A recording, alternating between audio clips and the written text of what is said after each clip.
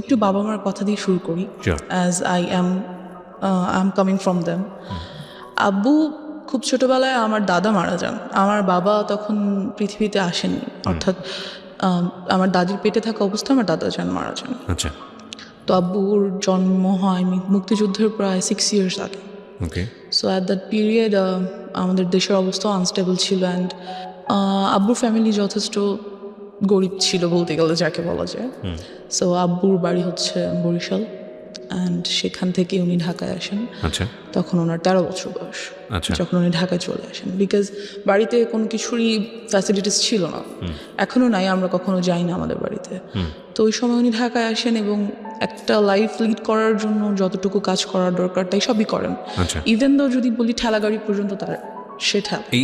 এই গল্পটা আপনি পরবর্তীতে শুনেছেন কার কাছে? হ্যাঁ, বাবার কাছ থেকে শুনেছি। My dad is one of my friends, best friends. Beautiful. Okay, so আসে এবং আস্তে আস্তে উনি এখানে থেকে পড়াশোনা করে। ঢাকা ভার্সিটি থেকে উনি অনার্স মাস্টার্স করেন। আফটার দ্যাট কামিল যাকে বলে মাদ্রাসা লাইন, সেখান থেকে উনি পড়াশোনা করেন, ডাবল MA যাকে বলে। তো উনি ওটা থেকে উনি বেশ ভালো একটা জব পায়, অ্যান্ড গুড স্যালারি। এই গেল বাবা। আম্মুদের ফ্যামিলিও খুব যে রিচ ছিল তা না, but they were quite good. আম্মু ঢাকায় চলে আসে খুব ছোট বয়সে, ওয়েন অনার্সে এসে ঢাকায় পড়তে হয়। আচ্ছা। এখান থেকে উনিও ঢাকা ভার্সিটি থেকে অনার্স মাস্টার্স করেন, অ্যান্ড দেন LLB করেন, অ্যাডভোকেটশিপ নেন।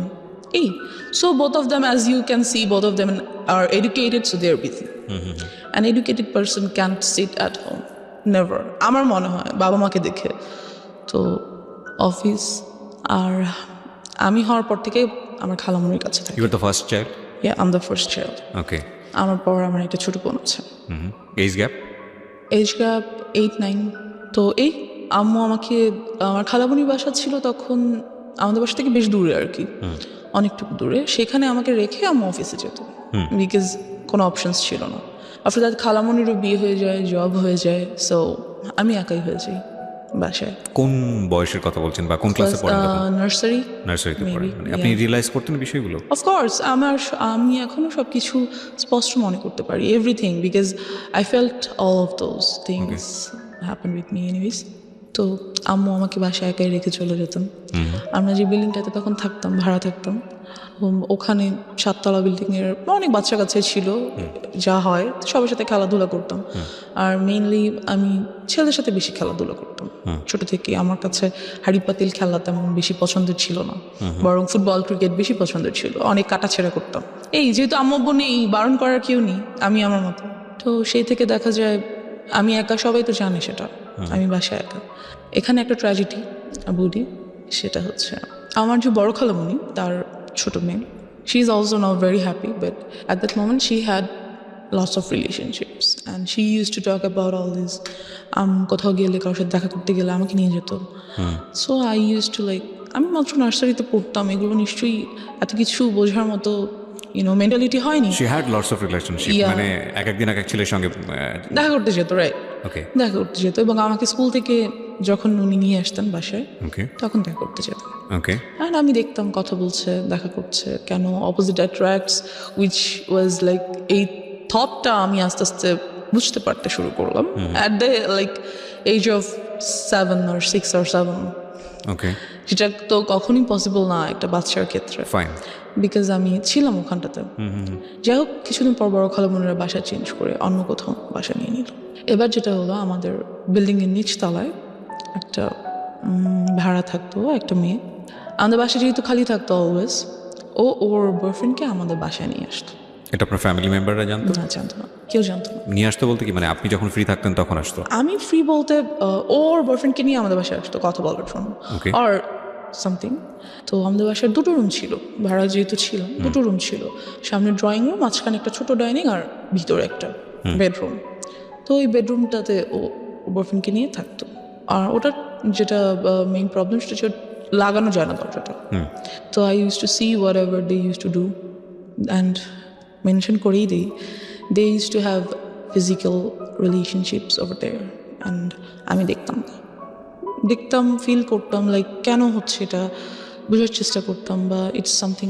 কিন্তু আপনি কি ওটা আপনার ফ্যামিলি মেম্বারকে নোট করতেন কখনো যে তোমরা না, যখন বাসায় থাকো না নোট তখন? করতে পারিনি, এটারও একটা রিজন আছে। তো ওয়ান ডে আমি ওর আম্মুকে বলি ব্যাপারটা, ওকে, আপুর আম্মুকে, যে আন্টি একটা ভাইয়াকে নিয়ে প্রায় আপু আমাদের বাসায় আসে। আন্টি আপুকে অবশ্যই বকা দেয়, অ্যান্ড আফটার দ্যাট ডে আপু আমাকে টর্চার করে, খুব মারে। যখন আম্মু অফিসে চলে যায় আপু এসে আমাকে খুবই মারে। আমি একটা জিনিস বুঝতে পারছি না যে আপনার বাবা মা যখন বাসায় থাকছে না তখন আপনাকে গাইডেন্স দিচ্ছে কে? কেউ না, লাইক আমি একাই স্কুল থেকে বুয়া নিয়ে বাসায় রেখে চলে যেত, হ্যাঁ। খাবার রেডি করা থাকতো, আমি খেতাম, ঘুমিয়ে থাকতাম, হোমওয়ার্ক করতাম, সন্ধ্যায় তো আম্মু চলেই আসতো। আপনাকে স্কুল থেকে পিক অ্যান্ড ড্রপ করতে হবে? বুয়া, একটা বুয়া ছিল, বাসায় যে বাসার কাজকর্ম করতো। আর আপনার বাসায় আপনি যখন একা থাকতেন তখন আপনার বাসার আশেপাশের লোকজনের ইজি এন্ট্রান্স ছিল? ইয়া, কোয়াইট আমার কাছে মানে অ্যাবসার্ড মনে হচ্ছে। মনে হচ্ছে না? তাই তো। কারণ একটা যাই হোক। বাসায় একটা মেয়েকে রেখে এসেছি আমি, আশেপাশের লোকজন ঢুকছে বাসায়। Yeah, that's one of the faults which my mom and dad did. তারা, এটা একটা ভুল যেটা তারা আপনি কখনো করেছে। এগুলো নোটিস করতেন না বাবা মাকে যে আজকে অমুক এসেছিল বাসায় বা এমুক আসছে? করতাম, কিন্তু আপুর ব্যাপারটা করিনি তখনও। বলতাম, সবই বলতাম। আর আসলে আব্বু আম্মু এত বিজি ছিল, এতটা বেশি বিজি ছিল, বিকজ ইউনো যেখানে আম্মুর গাইডেন্সটা কম থাকে সেখানে আম্মুর সাথে বন্ধুত্ব হয় না। আর যখন বাচ্চাদের বাবা মার সাথে বন্ধুত্ব না হয় তখন তারা শেয়ার করতে পারে না কোনো কিছু। মাই হাম্বল রিকোয়েস্ট ইজ, আজকের এই স্টোরিটা সবাই আমাদের সোশ্যাল কন্টেক্সট এবং পারিবারিক অবস্থা থেকে চিন্তা করবেন যে আমাদের একটা শিশুর বড় হওয়ার জন্যে আমরা যতটা না খেলার মাঠ নিয়ে চিন্তা করি, ঘরের ভেতরের পরিবেশ নিয়ে কি আমরা অতটা চিন্তা করি? এটা খুব খুব খুব important. It's a very serious issue এবং আমার মনে হয় আজকে ওই জায়গাগুলোকে আমাদের সবার নক করা উচিত। বিকজ ওর লাইফে যেটা ঘটেছে সেটা আরেকজনের লাইফে ঘটুক, আমরা এটা চাই না। It's a social learning, it's a family learning. Okay, এবং আমি ওকে স্যালুট জানাই যে ও নিজেকে এক্সপোজ করে অন্তত আরও 10টা ফ্যামিলিকে সতর্ক করার জন্য এখানে এসছে। জি, তারপর কি হলো? আপনাকে খুব মারলো? হ্যাঁ, খুব মারলো। আমি ভাবলাম আম্মুকে বলবোই যে আপু আমাকে এত মারছে, অ্যান্ড শি টোল্ড মি যে আমি এটা কাউকে বলতে পারবো না, যদি বলি সে আমাকে মেরেই ফেলবে, as I was a child. আর আম্মুকে আমি বললাম ব্যাপারটা যে আম্মু, আপু তো একটা ভাইয়াকে নিয়ে মাঝে মাঝে বাসায় আসে। আম্মু জিজ্ঞেস করলে সে কী করে, কেন আসে, তুমি আসতে দাও কেন, গেট লাগিয়ে রাখো না কেন, ঢুকতে দাও কেন? বললো আপু আমাকে খুব মারে, বকা দেয়, না ঢুকতে দিলে খুব রাগ করে। তো আম্মু এই ব্যাপারটা নিয়ে ওনাদের সাথে কথা বললো, ওই আপুর ফ্যামিলির সাথে। বলার পর যেটা হলো যে তুমুল ঝগড়া দুই ফ্যামিলির মধ্যে।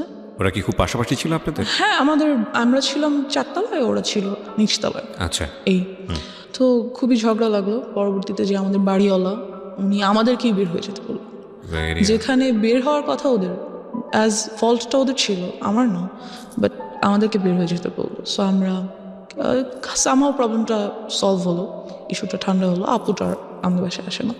ওকে, এবার যেটা হলো, আমার মেন্টালিটি লাইক ওই জায়গাটা থেকে অনেক আনস্টেবল হয়ে গেল, কী বলবো এটাকে, unbalanced. So I use to think like কেন হচ্ছে এই জিনিসগুলো, বা এগুলো কী, কেন, some kind of curiosity. Like of course একটা কিউরিয়াসিটি গ্রো করলো। আপনি তখন নার্সারিতে পড়েন? তখন আমি 1-এ উঠেছি। ওকে, তখন আমি 1-এ উঠেছি, অ্যান্ড আমার কাছে ব্যাপারটা খুবই আনইউজুয়াল লাগতো, as I have seen them doing something like that. So আমার কাছে অনেক আনইউজুয়াল লাগতো যে কেন এটা কেন হচ্ছে। আমার একটা ফ্রেন্ড বলা যায় না ঠিক, আমার থেকে সিনিয়র ছিল তখন, ও মেবি ক্লাস 3 or 4-এ পড়ে। I use to talk a lot with her. তো সেই ব্যাপারে আমাকে অনেক কিছু বলে।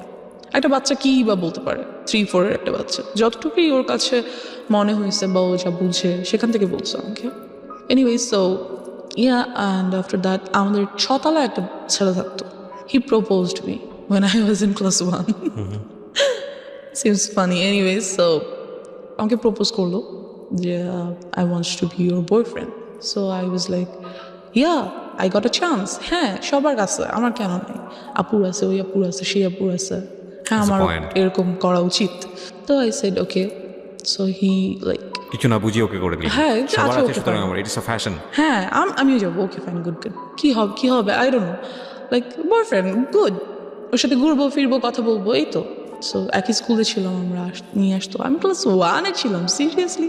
আমি এখন বলতে গেলেও এম্বারেসড ফিল হয়, like how did I do that? No, there is a reason, of course, there is a definitely reason. But আমারও হয়তো বা বোঝা উচিত ছিল নিজেকে, হয়তো like take care we can blame you because আপনি একটা চাইল্ড সে সময় রাইট। বোঝা উচিত ছিল আপনার প্যারেন্টের। যাই হোক, আমরা সেই ডিসকাশনে পরে ইয়া বাট তারা আসলে কিভাবেই বা বুঝবে, আমিও তো তাদেরকে ঠিক ওভাবে বলতে পারি নাই। It's a situation actually. Like, okay yeah. So, yeah, then he was my first boyfriend. Okay Then somehow ওরা বাসা চেঞ্জ করে ফেলে। বয়ফ্রেন্ড এই আর কি, ও তো একটা বাচ্চা, ওই বা বয়ফ্রেন্ড গার্লফ্রেন্ডের কি বুঝে। যাই হোক, তো somehow ওরা বাসা চেঞ্জ করে ফেলার পরে I used to like a boy. I used to like him very much because he looked very cute. So বাচ্চা ছিলাম দুজনই, ও আমার ক্লাসমেট ছিল, তখন আমি 2তে উঠেছি। এনিওয়েজ, তো এই তারপর আমরা ওখান থেকে বাসা চেঞ্জ করে ফেলি। বাসা চেঞ্জ করে আমার যে বর্তমান বাসা, মানে আমাদের নিজেদের বাড়ি করে ফেলি আর কি, সেখানে চলে আসি। আসবার পর আমরা এখান থেকেই শুরু হয় আমার লাইফের মোস্ট ট্র্যাজিক পার্ট, বিকজ আমাদের যে এলাকাটা মেনশন করছি না, বাট কি বলবো, এলাকা বলা যায় না আসলে। Can any people like live there? I feel because ওই সময়টাতে ওটা মানুষের বসবাস উপযুক্ত তো ছিল না। Fine, I want to listen your story, what happened there. হ্যাঁ, আমরা একটা মৃত্যুর জন্য যেটা একটা অনুষ্ঠান হয়, কাইন্ড অফ কুলখানি বা কোনো কিছু, কুলখানি, আই ডোন্ট নো, অনেকজনকে ডেকে খাওয়া দাওয়া করায়, সামথিং লাইক দ্যাট। অনেক ছোট ছিলাম, মনে নেই, 2তে আমি তখন উঠেছি মাত্র। যাই হোক, তো সেখানে আমরা যাওয়ার পর যেটা হয়, আমরা আমার এক কাইন্ড অফ নানা, মানে আমার আম্মুর খালু যান হয়, ওনাদের গাড়িতে করে সেখানে যাই। তো ওই গাড়ির ড্রাইভার, সো আমি একটু ছোট বাচ্চাই ছিলাম এই যে, তো সে আমাকে খুব কোলে টোলে করে নিয়ে আদর করে, এখানে ওখানে ঘুরাতে নিয়ে যায়। And then I noticed something, যেহেতু আমি অনেক কিছু বুঝি এই ব্যাপারগুলোতে, লাইক ফিজিক্যালি কীভাবে you have to save your self, আমি অনেকটাই বুঝি এই ব্যাপারগুলো। তো he tries to touch my private parts and আমি বুঝতে পারি ব্যাপারগুলো, ফিল করি। সো আমি ওনার কাছে আর যেতে চাই না। কে ছিল উনি? Driver, as I said. আপনাদের ড্রাইভার? নো, যাদের গাড়িতে করে আমরা গেছি, আমার নানা ভাইয়ের driver. Okay. So he tries to like kind of, এটা first embarrassment of your life. এবং এই ঘটনা ঘটার পরে আপনি কি করলেন? তা আমি যেতে চাই না ওনার কাছে, যে না আমি, মানে ওখানেই আমরা আছি তখনও, কিন্তু আমি আম্মুর কাছে চলে যাই যে আমি যাবো না ওনার কাছে। কিন্তু আমি কেন যেন আম্মুকে বলতে পারি না, লাইক আমার সাথে এটা হচ্ছে, আমার এটা ফ্রিভাবে আম্মুকে বলা উচিত, কেন যেন আমার আম্মু আব্বুর প্রতিও ওই ভরসাটা আসে না যে না আমি বলতে পারি। আই ডোন্ট নো ওয়াই, ওটা আমি বলতে পারি না। সো আম্মুকে আমি বলি যে আমার ওনাকে ভালো লাগছে না, আমি ওনার কাছে যাবো না। দেন আমরা ওখান থেকে চলে আসি, অ্যান্ড খুবই ট্রিক করে উনি আম্মু আব্বুর নাম্বারটা নিয়ে নেয়, ফোন নাম্বারটা নিয়ে নেয়, যে হ্যাঁ আমরা কোথাও যেতে হলে আমাকে ফোন দিবেন, আসবো, হ্যান ত্যান ফ্যান। যদিও উনি কিন্তু আমার নানা ভাইয়ের পার্সোনাল ড্রাইভার। ওকে। সো বলে যে হ্যাঁ প্লিজ যাবো হ্যান ত্যান ফ্যান। তারপর আমার নাম্বারটা দিয়ে দেয়, এবং আরও 2বার আমরা 2টো জায়গায় যাই, এবং ওনাকে সাথে করে নিয়ে যাওয়া হয়। আচ্ছা। সো এই হচ্ছে আমার first harassment or something like that. Secondly যেটা হয়, এবং এটা আপনি কাউকে বলেননি? না, এটা আমি কাউকে বলিনি, ইভেন এখনো পর্যন্ত আব্বু আম্মুকে আমি এইভাবে বলিনি। ফার্স্ট টাইম আপনি আজকে বললেন এখানে?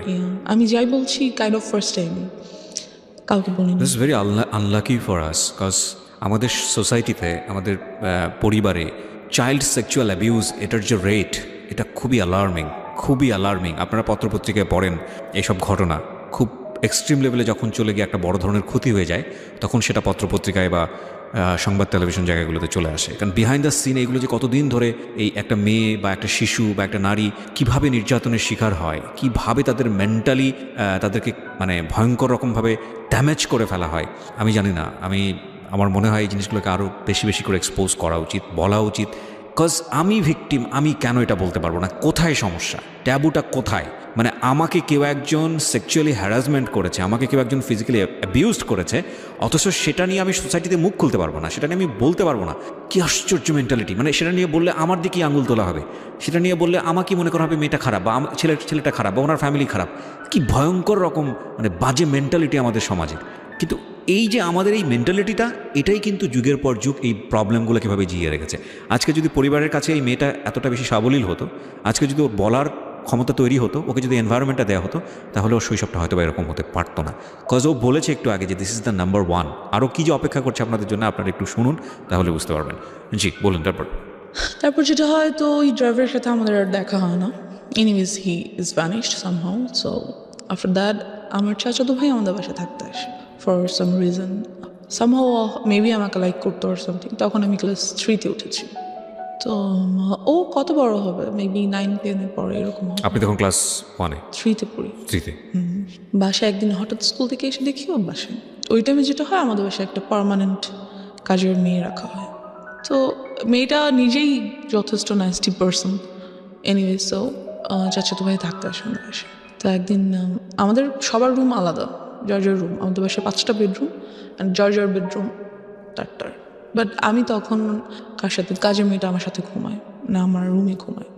তো আমি একদিন ঘুমিয়ে আছি, ঘুম থেকে ঘুমের মধ্যে আর কি হঠাৎ ফিল করি that someone is like embarrassed, had embraced me, something like that. তো আমি ঘুম ভেঙে যায়, পিছনে ফিরে দেখি যে আমার ভাইয়া। আই ওয়াজ লাইক, চিল্লাবো না, কান্না করবো না, কি করবো কিছু বুঝতেই পারি না। দেন আই ওয়াজ লাইক, ভাইয়া এখানে কি করো, হ্যান ত্যান। আমি উঠে বসে যাই। বসে যাওয়ার পরে তো বুঝতে পারে যে কাজের মেয়েটা নিচে ঘুমাচ্ছে। তো বুঝতে পারে যে আমি যদি এখন কিছু বলি তাহলে কাজের মেয়েটা উঠে যাবে, আম্মু আব্বু চলে আসবে, অ্যান্ড যাই হোক, তো ওদিনও চলে যায়। ও দিন চলে যায়। পরের দিন, শুক্রবার দিন, সবাই বাসায় ছিল। What was his response? আপনি তোকে জিজ্ঞেস করলেন যে তুমি এখানে কি হ্যাঁ, করো? তুমি এখানে কি করো? এমনি আসছি, নাথিং, লাইক চলে যায়, উঠে চলে যায়। পরের দিন, শুক্রবার দিন, সবাই বাসায় ছিল। তো আমরা ছাদে গিয়েছি। আমাদের ছাদটা খুব সুন্দর, গাছ লাগানো চারিদিকে, বসার মতো স্পেস আছে, টেবিল আছে, যাই হোক। তো ওখানে আম্মু চা করে নিয়ে গেছে, সবাই চা খাচ্ছে, ভাইয়াও গিয়েছে। ছাদটা 2টো ছাদ, একটা হচ্ছে চিলে কোঠার একটা ছাদ আছে, আর মেইন ছাদটা নিচে। তা আমি আর আমার কাজের মেয়েটা চিলেকোঠার ছাদে উঠেছি। আমার বেস্ট ফ্রেন্ড সবসময় ছিল কাজের মেয়েরা। যারাই কাজের মেয়েরা আসতো তারাই আমার বেস্ট ফ্রেন্ড, বিকজ কেউ তো সাথে থাকে না, ওরাই সাথে থাকে। তো ওকে নিয়ে আমি ছাদে বসে আছি। তো ভাই উপর উঠছে, উঠে আমার কাঁধে হাত রাখছে, রেখে বললো, পড়াশোনা কেমন চলে, হ্যান ত্যান। বললাম হ্যাঁ ভালো। বলতেছে কোনো ম্যাথে প্রবলেম হলে আমাকে দেখাও, ইত্যাদি ইত্যাদি কথা বলতেছে। And he tried the same thing that I faced with that driver. He was trying to touch some of my private parts. তো কাজের মেয়েটা এটা বুঝতে পারে, বিকজ আমার থেকে বেশ বড়। তো আমাকে বলে, আপু চলে নিচে চলে যাই। তো আমিও ফিল করছিলাম, সো আই ওয়াজ লাইক হ্যাঁ নিচে চলে, বাট ভাই আমাকে যেতে দিচ্ছে না। সো না থাকো, এখানে কত সুন্দর লাগছে, পরিবেশটা ভালো লাগছে, যেতে দিচ্ছে না। এই গেল সামহাও। তো আমি চলে আসি নিচে, কিছুক্ষণ বাদে চলে আসি। দেন আম্মুকে বলি ব্যাপারটা, যে আম্মু ভাইয়া আমার সাথে, আমি আম্মুকে ডাইরেক্টলি বলি যে আম্মু ভাইয়া আমার প্রাইভেট পার্স টাচ করার চেষ্টা করে। এটা বলার পর আমার চাচার সাথে আর কি আব্বুর তুমুল ঝগড়া হয়। ও তার মানে আলটিমেটলি আমি একবার বলি, হ্যাঁ একবার বলি আম্মুকে, অ্যান্ড আম্মু আব্বুকে বলে, দেন তো ওদের সাথে খুবই ঝগড়া হয়। আর ওই ভাইয়াকে আমাদের বাসায় আসতে মানা করে দেয়। কারণ ব্যাপার হচ্ছে, আব্বু আম্মুই বা কি করবে, এতবার, এত জন, এত মানুষ, কয়জনকে বাসায় আসতে মানা করবে, কয়জনকে ধরে রাখবে, দরজা কি সবসময় বন্ধ রাখবে বাসার? এটা তো সম্ভব না। যাই হোক, সামহাও ওটা চলে যায়। আমি তখন ক্লাস 3-তে, এবং আম্মু আমার জন্য একটা টিচার রাখে। আমার বাসায় কখনো টিচার ছিল না, আম্মুই পড়াতো। বাট তখন দেখা যায় যে আম্মু তখন অ্যাডভোকেটশিপটা ছেড়ে দেয়, ছেড়ে দিয়ে আম্মু একটা গভর্নমেন্ট জব নেয়। এতে করে যেটা হয় যে আম্মু খুবই বিজি হয়ে যায়। ওখানে তো অ্যাডভোকেটশিপে হচ্ছে কেস পাবো, যাবো, এরকম কিছু পাবো না, বাসায় আছি। বাট একটা জব ইজ 9 to 5 ডিউটি। আর আম্মুর যেই অফিসটা পড়ে যায় অনেক দূরে, সেখানে যেতেই প্রায় 1.5-2 ঘন্টার মতো লাগে। সো আমাকে একেবারেই টাইম দিতে পারে না। বাট তখন যেটা হয়, আমার খালামণিকে তারা আমাদের বাসায় নিয়ে আসে, খালামণি আর তার হাজব্যান্ডকে। অ্যান্ড আমার সেফটির জন্য আব্বু আম্মু তাদেরকে একটা ফ্ল্যাট গিফট করে দেয় আমাদের বাসায়, ওকে, যে যাতে আমার ছেলেমেয়েরা সেফ থাকে এই জন্য। তো খালামণিও জব করে, মেইন প্রবলেম এখানে। তো দেখা যায় সেটা আসলে কি বলবো, সবসময় সবাই সব কিছু বুঝে না, ইউনো। অনেক সময় আমরা অনেক কিছু দেখেও দেখতে পারি না, ব্যাপারটা এরকম। যাই হোক, তো খালামণি থাকে। তো আমার জন্য একটা টিচার রাখা হয়। টিচারটাকে বলা হয় যে তুমি সন্ধ্যায় আসবো, কারণ আমি সন্ধ্যা বাসায় আসবো। আম্মু বলে যে আমি সন্ধ্যায় আসবো আর তুমিও সন্ধ্যায় আসবো। Your mom is lawyer. That time উনি কি প্র্যাকটিসে ছিল? না, উনি তখন প্র্যাকটিস ছেড়েছে, মাত্র নিউ ছেড়ে একটা গভর্নমেন্ট জবে ঢুকলো। ওকে। তো ওনাকে বললো যে সন্ধ্যার পর আসতে, যেহেতু সন্ধ্যার পর আমার অফিস থেকে আসবে। এই তো আমাদেরকে আমার রুমে বসে পড়তে নিষেধ করে দেওয়া হলো। যেটা করা হলো যে ড্রয়িং রুমে বসে পড়বে, যাতে আমি দেখতে পারি তোমাদেরকে। যাই হোক, তো আম্মু ড্রয়িং রুমে বরাবরই ডাইনিং রুমে বসে আম্মু অফিসের কাজ করতো ল্যাপটপে।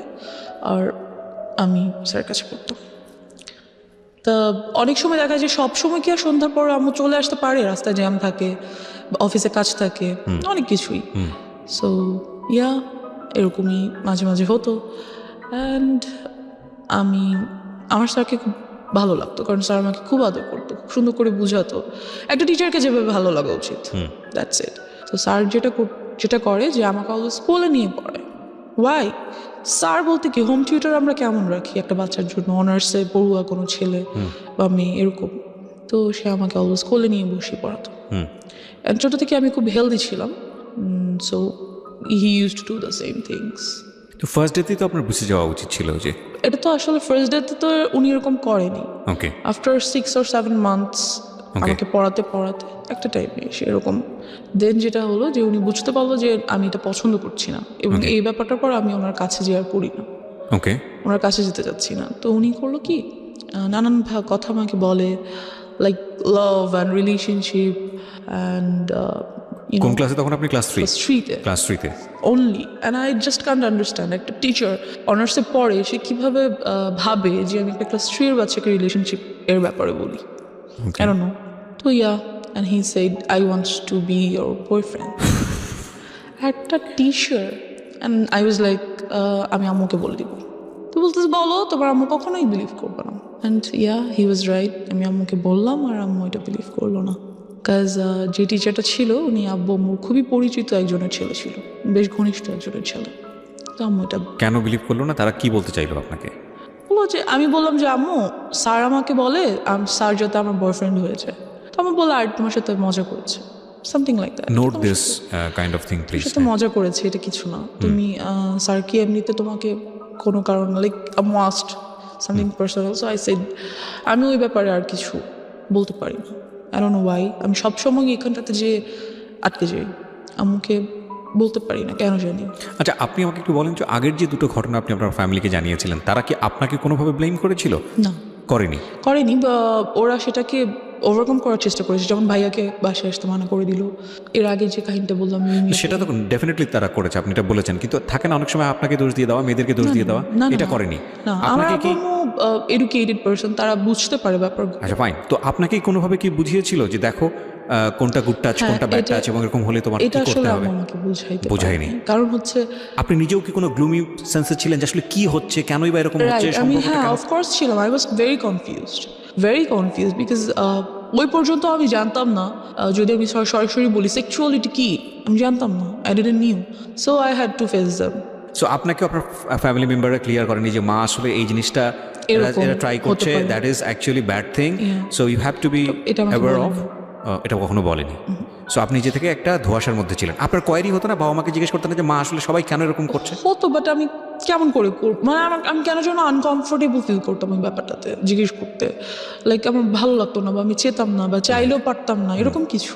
ওকে, তো যাই হোক, তো স্যারকে বলা হলো। তো স্যার আমাকে 1.5 year পড়াইছে। তো অ্যাট দ্যাট টাইম যখন 1 year কাছাকাছি প্রায়, তো he gave me a love letter. সে সেখানে লিখেছে, আমি তোমাকে অনেক পছন্দ করি, তোমাকে আমি অনেক আদর করব, তুমি ঠিক মতো পড়াশোনা করো, বড় হও, দেন আমি তোমাকে বিয়ে করবো, হ্যান ত্যান ফ্যান। তো আমি আম্মুকে দেখানোর পরিবর্তে সেটা আমার ফ্রেন্ডকে দেখালাম, স্কুল ফ্রেন্ডসদের। তখন আমি পড়ি ক্লাস 3-তে। যে কাহিনীটা হলো সেটা হচ্ছে ওই ব্যাপারটা নিয়ে পুরো স্কুলে কাহিনী হয়ে গেল। তো যে ওই মেয়েটাকে ওর স্যার লাভ লেটার দিছে, প্রিন্সিপাল আম্মুকে ডাকলো। এবং কাহিনী শুধু এক জায়গায় লেগেছে আরেক জায়গায়, এরকম একটা অবস্থা।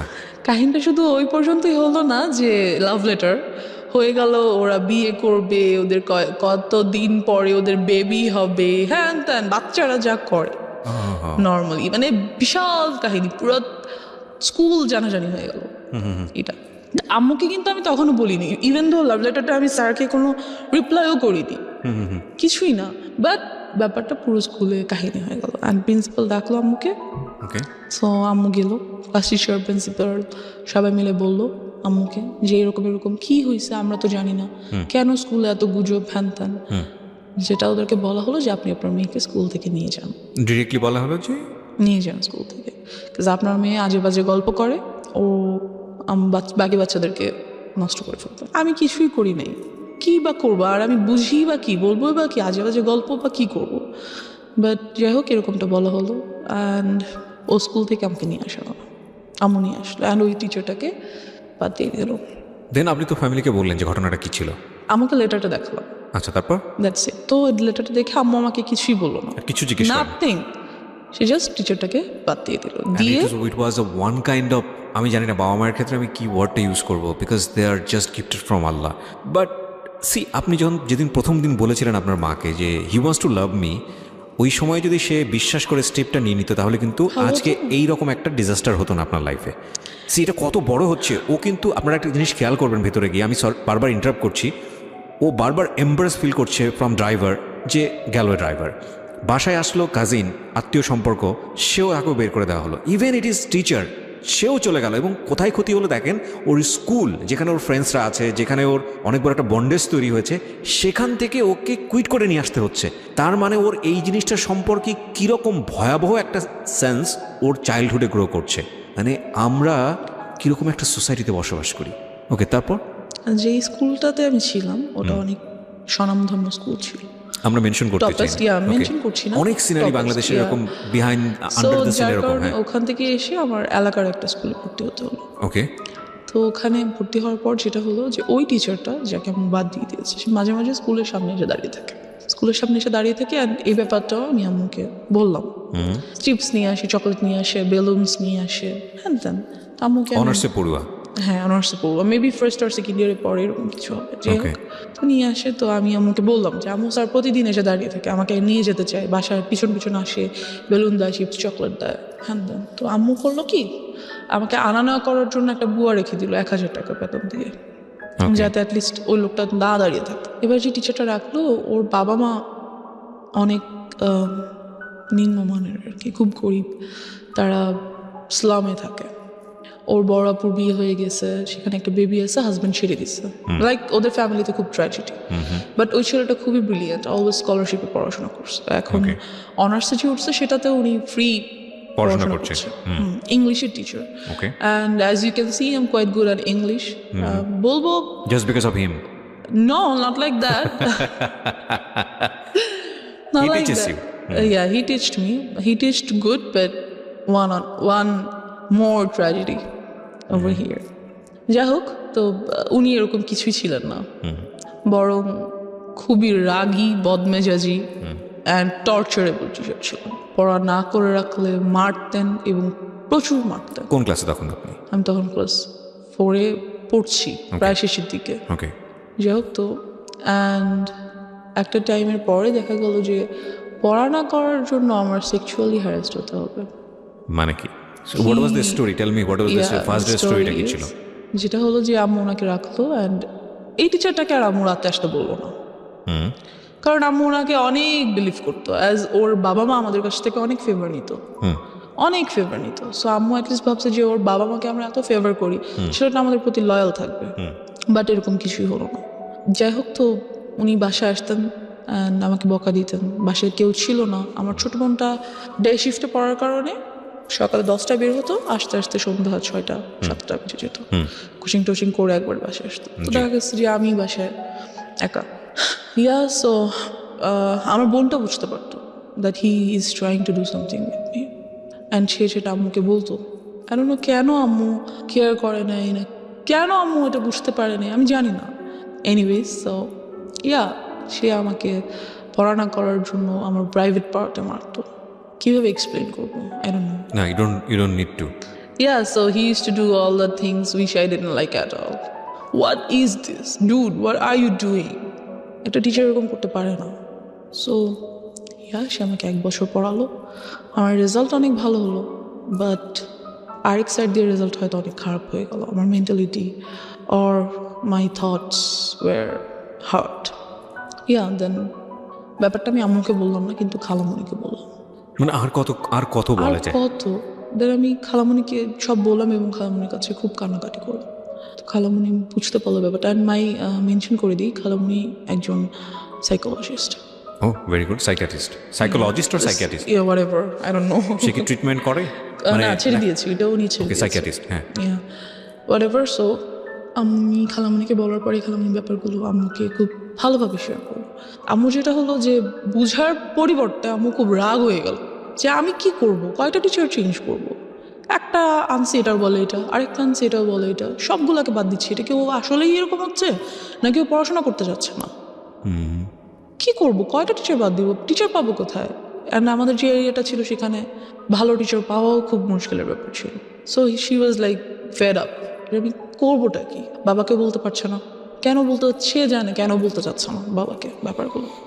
অ্যান্ড এই টিচারটাকেও আম্মু বাদ দিয়ে দিল এক পর্যায়ে। যে বাদ দেওয়াতে যেটা হলো, বাদ দিবে আর কি 1 মান্থ পর বাদ দিবে এরকম, মানে মাসের শেষে তো বাদ দিতে হবে এরকম কিছু। The biggest tragedy of my life. একদিন স্যার 1টা-1:30টার দিকে বাসায় আসলো। স্যার খুব ভালোভাবে জানে এই টাইমে আমাদের বাসায় কেউ থাকে না এবং স্যারের বিকেল 5টার আগে আমাদের বাসায় ঢোকা নিষেধ। আম্মু বলে দিয়েছে তাকে যে তুমি আসবে না, বিকেলের আগে বাসায় আসবে না। বিকেলে আমার খালামণি বাসায় চলে আসে আর কি। তো সে যেটা করলো যে 1:30টার দিকে বাসায় আসলো। ওই সময় যেটা কাজের মেয়েটা আমার খালামণির বাচ্চাদেরকে নিয়ে তাদের ফ্ল্যাটে ঘুম পাড়াচ্ছে, আর আমার ফ্ল্যাটে আমি একা। তো কলিং বেল বাজলো, আমি গেট খুললাম। খোলার পর স্যার, বললাম স্যার এখন তো আমি পড়বো না, আমি তো মাত্র স্কুল থেকে এসেছি। তো সে বললো যে আমার আজকে অনেক কাজ আছে বিকালে, এখনই পড়া শেষ করতে হবে, তুমি বই নিয়ে আসো। তো অ্যাজ ইউজুয়াল আমি বই আনতে গেলাম আমার রুমে, যেহেতু আমার রুমে পড়া নিষেধ, কাজ আম্মু ড্রয়িং রুমে, আমার রুমে পড়া নিষেধ ছিল, ড্রয়িং রুমে পড়তে হতো। যাই হোক, তো আমি বই আনতে আমার রুমে যাই, and he enters the flat, আর উনি দরজাটা অফ করে দেয়, মেইন গেটটা অফ করে দেয়। সো ফার্স্টে মেইন গেট অফ করে না, মেইন গেটে চাপিয়ে দেয় আর কি, লাগিয়ে দেয়, চিটকরি লাগায় না। অ্যান্ড আফটার দ্যাট আমি আমার রুম থেকে বই আনতে যাই, আর উনিও আমার পিছনে পিছনে আমার রুমে চলে যায়। যেটা উনি করে সেটা হচ্ছে আমার রুমের দরজাটা আটকে দেয়। আটকে উনি আমাকে ফার্স্টে 2টা চড় দেয়, দিয়ে একটা লাথি মেরে খাটের মতো ফেলে দেয়। যেটা করে, আমি স্কার্ট পরা ছিলাম, অ্যান্ড ওটা উনি ছিঁড়ে ফেল। আফটার দ্যাট উনি আমাকে আমার পায়ের উপরে পা দিয়ে হাঁটু দিয়ে বসে, আমার গলার উপরে কোলবালিশ দিয়ে দেয়, আর মুখটা খুব জোরে চেপে ধরে। So I was like stuck. হয়তো আল্লাহই কোনোভাবে হেল্প করছে আমাকে, যে ঠিক ওই টাইমটাতেই আমাদের মাঝখানের ফ্ল্যাটের এক ভাড়াটিয়া উপরে আসে, তার চিনি লাগবে। সো এসে উনি দেখে যে দরজায় টিচারের ছেলেদের জুতা, যেহেতু আমাদের বাসায় ছেলেদের জুতা আসে না, থাকে না কখনো। সো নক করা মাত্র দরজাটা খুলে যায়, ধাক্কা দেওয়া মাত্র ঢুকেই ফিল করে যে ভিতরে আমার রুমে কেউ আছে and something is going on. আমি হয়তো চিল্লাতে পারছিলাম না, বাট সাউন্ড তো করতে পারছিলাম, ধস্তাধস্তি তো করছিলাম। সো উনি বুঝতে পারে ব্যাপারটা, বুঝে উনি খুবই প্রচণ্ড জোরে আমার দরজায় নক করে অ্যান্ড স্যার নকটা শুনেই আমাকে ছেড়ে উঠে দাঁড়িয়ে দরজাটা খুলে টেবিলে চলে যায়, যে বসে থাকে অ্যান্ড আমার দিকে জাস্ট একবার তাকায়, লাইক আ লুক, আমাকে সাবধান করে দাও, হেই ডোন্ট ইউ ডেয়ার, কাউকে বলা যাবে না, সামথিং লাইক। তো আমি যেটা করি, আমি দৌড়ে আন্টিকে জড়িয়ে ধরি অ্যান্ড কান্না করে দিই, আন্টির কাছে কান্না করি খুবই, যে আন্টি আমাকে কোলে নিয়ে ওনাদের বাসায় চলে যায়। তখন আমি ক্লাস 5-এ পড়ি। নিয়ে যায় এবং জিজ্ঞেস করে কি হয়েছে। ইতিমধ্যে স্যার বাসা থেকে বেরোয় চলে যায়। এরকম একটা অ্যাটাক উনি কেন করলো? কোনো ধরনের কোনো আমি রেশারেশি? খালামণিকে বলেছি, ও তার আম্মু যে তার মাকে বলেছে। So, ওনাকে কি বিষয়টা আগে থেকে নক দেওয়া হয়েছিল আপনার ফ্যামিলি থেকে, না তোমাকে বাদ দিয়ে দেওয়া হচ্ছে বা এরকম করে এই মাসি? Maybe, I don't know. অবশ্যই না হলে উনি এরকম করার তো কথা না। Okay, so what was his intents basically?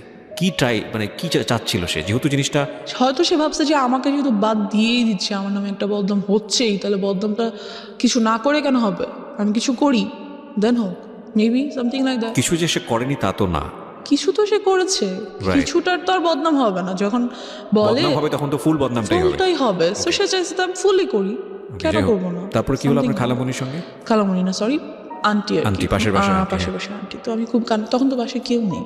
তো কান্নাকাটি করার পরে আম্মুকে আন্টির সাথে সাথে ফোন করলো, ফোন করে ব্যাপারটা বললো।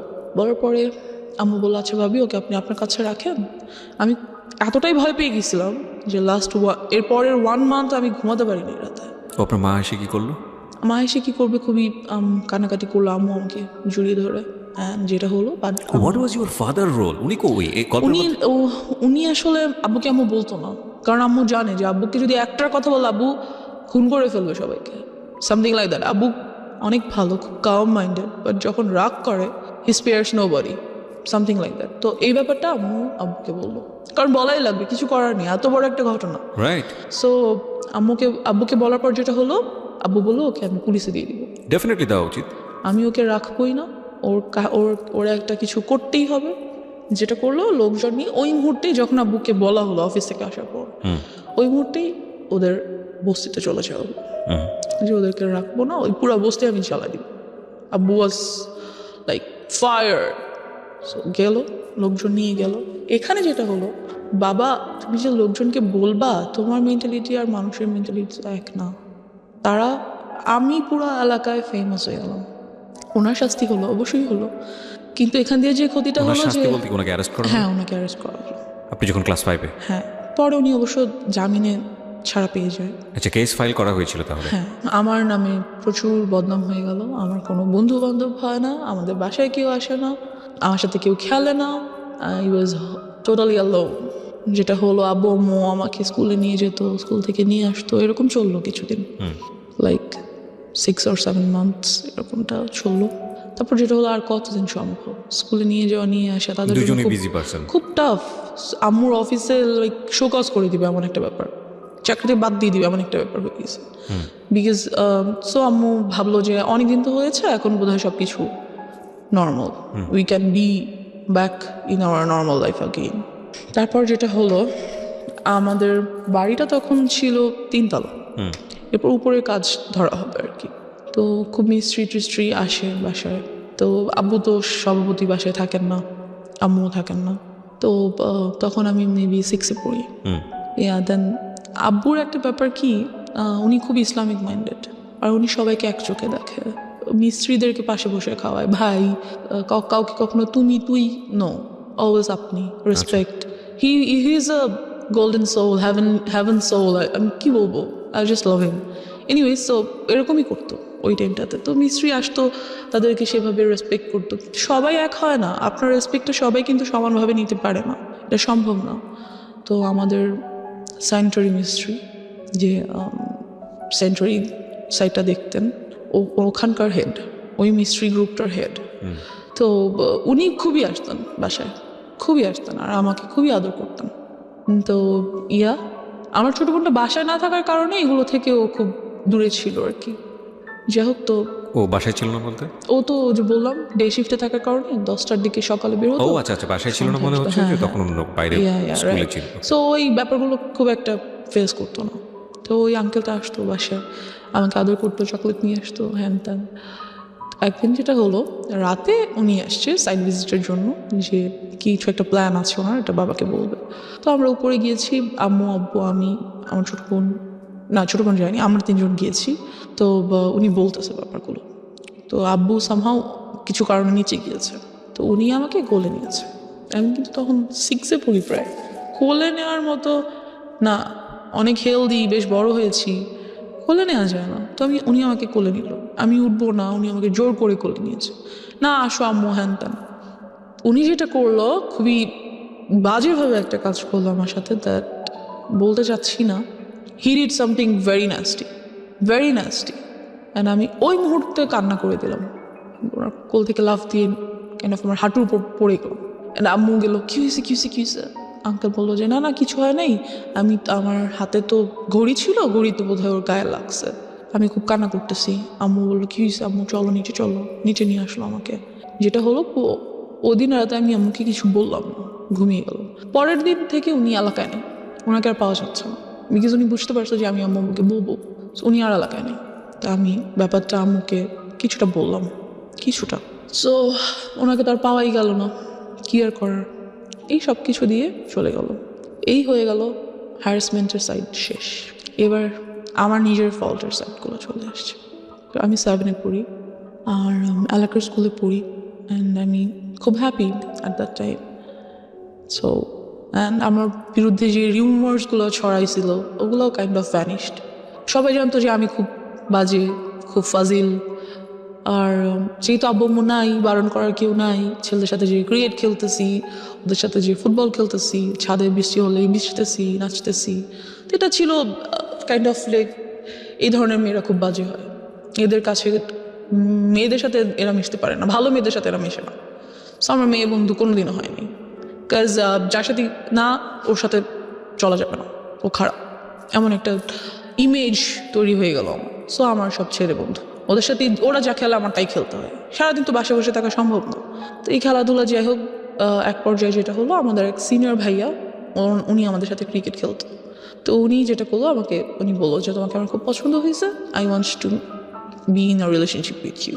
দেন আই ওয়াজ লাইক, কিছু বললাম না, ভাবলাম কি করবো হ্যান ত্যান। তো আমার বেস্ট ফ্রেন্ড ওকে বললাম, তো খুব হাসাহাসি করলো, যে সিনিয়র ভাইয়ের সাথে রিলেশন করবি তা তো তুই আমাদের আপু হয়ে যাবি না, এরকম কিছু না। তো আমি খুব ওর কথাটাতে আমি খুব মজা পেলাম, যে ওয়াও, আমি তোদের আপু হয়ে যাবো, great, then I must do that. So আমি ওনার প্রপোজালটা অ্যাকসেপ্ট করে ফেললাম।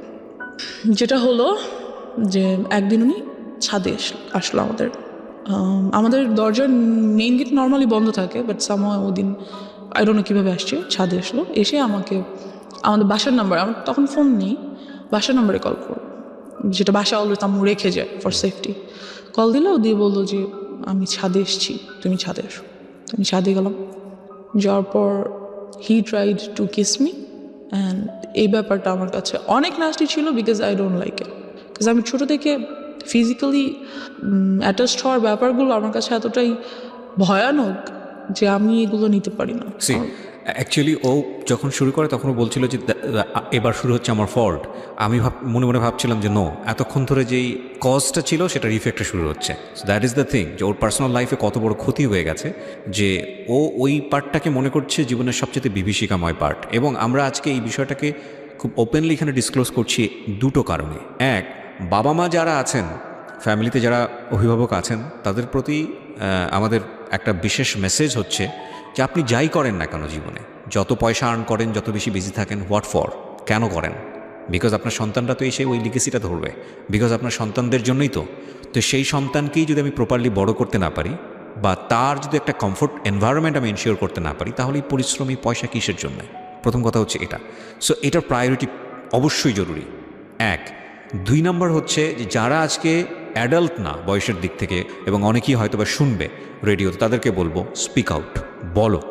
কারণ এটা একটা মেয়ের ঘটনা না বাংলাদেশে, এটা একটা শিশুর ঘটনা না বাংলাদেশে, এরকম অসংখ্য মেয়ে, অসংখ্য শিশু, অসংখ্য নারীর ঘটনা এগুলো। হ্যাঁ, কারণ কেউ স্পিক আউট করে না, আমাদের সোসাইটিতে এগুলোকে ট্যাবু মনে করা হয়।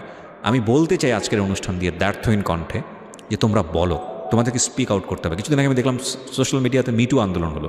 মিটু আন্দোলন এটা অন্য একটা জিনিস, আমি যদিও এটাকে আমি মনে করি যে ইয়াস, এভাবে বলতে হবে, ডেসপার্টলি আসতে হবে। এবং সেই জায়গাটা থেকে আমি মনে করি যে পুরো দুনিয়াকে না জানালেও অন্তত ফ্যামিলিকে জানাও, ফ্যামিলি মেম্বারদেরকে খুব ডেসপারেটলি বলো। ও তো বলেছে, কিছু কিছু ক্ষেত্রে বলেছে, তারপরেও ওকে এতটা হ্যাসল ফেস করতে হয়েছে। কিন্তু আমি জানি এরকম অসংখ্য শিশু আছে, অসংখ্য কিশোর কিশোরী আছে যারা কখনো স্পিক আউট করে না, সারাটা জীবন ধরে তাদের মধ্যে এটা ট্রমা হয়ে যায় এবং তারা সারাটা জীবন ধরে এটা বয়ে বেড়ায়। তো সেই জায়গাটা থেকে আমি রিকোয়েস্ট করবো সবাইকে, প্লিজ স্পিক আউট। ওকে, হ্যাঁ বলো তারপর। তো যেটা হলো যে আমার ওটা ভালো লাগলো না ব্যাপারটা, ওর বিহেভিয়ারটা।